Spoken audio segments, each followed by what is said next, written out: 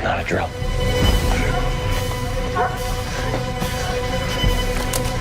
Yeah, it's right up here.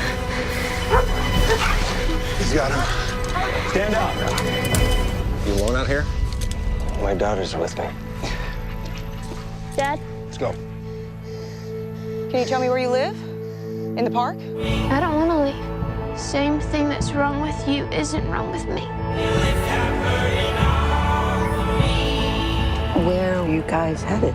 I don't think we knew where we were going. Hello there, welcome to What the Flick. Christy Lemire, Alonso Duralde. We are playing catch up with a movie called Leave No Trace, which came out last week, at least in New York and LA-ish. You just saw a clip from it, and Alonso will tell you more. So this is latest from Debra Granik, who 8 years ago did Winter's Bone, the movie that launched Jennifer Lawrence into stardom. Before that, she did a film called Down to the Bone that kind of launched Vera Farmiga into her career. At LAFCA, we gave her Best Actress that year. And you know that we have a film industry that it takes 8 years for Debra Granik to get another movie made is a condemnation of the film industry because she's amazing. And Leave No Trace is an extraordinary film. Thomasin McKenzie, another young discovery, plays a young woman who is basically living out in the woods with her father, Ben Foster, who is a veteran who's dealing with PTSD issues and is pretty much just wanting to live as far off the grid as possible. So they have an encampment set up in a public park outside of Portland, Oregon. They're discovered by the feds, and while the authorities want to sort of reintroduce them to society, Ben Foster's character might not be ready for that, but Thomasin McKenzie's might be.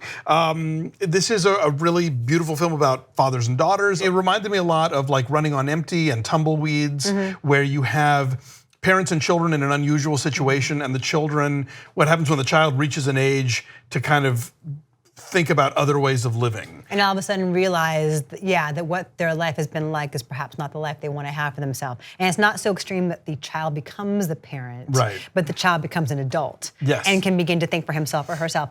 I would say, with this is not hyperbole, that this will do for Thomasin McKenzie what Winter's Bone did for Jennifer Lawrence. I hope. She is a massive find. There is such wisdom in her presence and just in the stillness of her eyes, and you can feel her seeing everything and taking it all in, and there's such a naturalism to the way she responds in every single situation, and you truly see her growing over the course of the film. You know, we talk a lot about movies where we like watching people do what they do well, and a lot of what Debra Granik achieves here is really powerful, wordlessly, watching this father and daughter through the daily routine of their lives and how they go about gathering food and cooking it and how they pass the time, you know, playing games with each other like chess or reading or whatever it is.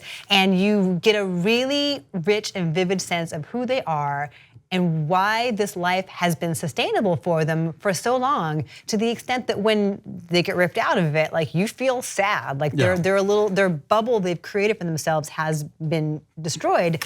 Is probably for the greater good ultimately, but like there's a real melancholy to the shifts that they undergo, and that all has to do with the groundwork that Debra Granik lays early here. Yeah, no, Mackenzie's got like sort of old school movie star presence, because the character is both sort of like wise and naive and, you know, fragile and tough. I mean, there's a lot of going on in there, and she, you know, just knows how to hold a close up and knows how to convey so much. And the film itself, I think Granik is really good at expressing, at trusting the audience to pick up on things without having to sort of stop and make a speech about it, you know? So like, there's no real villains in this movie. Even the authorities that are trying to sort of like place them back into society are doing so with the best of intentions and trying to do so as minimally jarringly as possible. You know, we see that Ben Foster, you know, goes to the VA, gets his meds, and then immediately sells them without, you know, taking any of them. So that tells us a lot about where his character is. When he goes to work at this Christmas tree farm, where the helicopters are dropping off the trees from deep in the woods, you see on his face what the sound of a helicopter brings back for him. So this is a movie that gives you the credit that you're paying attention. Right, they don't over-explain what has happened to Ben Foster's character at all. Yeah. There's a quick glimpse, and this is in the trailer, there's a quick glimpse of something in a newspaper. and that's it. Yeah. You know, and yeah, she has a lot of faith in us. Yeah. Later they meet Dale Dickey, who is another actress I love. Who is also in Winter's Bone. Oh, that's right. Yes. You know, and there's a great little scene with, you know, they wind up at this sort of encampment where there are other vets, and this guy very generously sort of offers the use of his dog, and we kind of find out what purpose the dog serves for that guy and what he might do for Ben Foster. Again, just a lot of little heartfelt moments.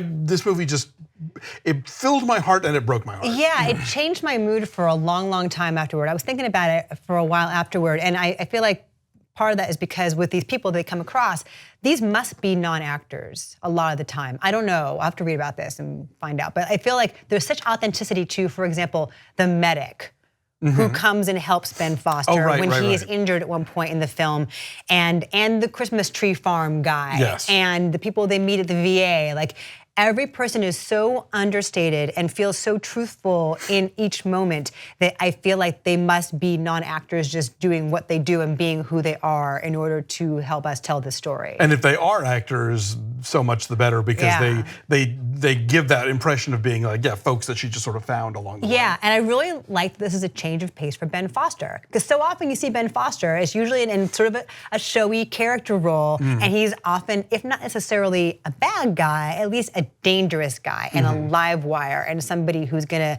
upend things or be unpredictable in some way. And there's a calm and a quiet and a sadness to him here that I don't think we've seen elsewhere. I want to see him in a comedy so badly. I feel like I have watched Ben Foster suffer so much for the last decade in every movie, either at his own hands or someone else's. And man. In Hell or High Water, is there not anything funny? No, darkly funny. There are some darkly funny ones, but I want maybe a musical comedy. Like I want to see him just do something feather light. Yeah, something light and frothy. Because I think he's great. I'm a huge admirer of his work, but boy, he just always brings the. But yeah, this movie, you're right. It's a different level of anguish for him, I guess. So, this is one of my favorite movies of the year. Me too. It'll be on my top 10 list as well. It's a good week between this and Sorry to Bother You and The Purge, which no one believes us about, but it's true. And you know, Ant-Man doesn't suck. And by the way, Ant-Man's out this week too, right? We reviewed that already, so take a look for that. That review is out there. Maybe there's a link to it. So you got choices. So my number's 9 on also Leave No a 9. Trace. So we're saying 9 on Leave No Trace. It's 100% on the tomato meter. It opened last week. In limited release, is hopefully going elsewhere. So please go find it and go see it on a big screen because it's beautiful and the sound design is really evocative. It is lush, yeah. All right, bye.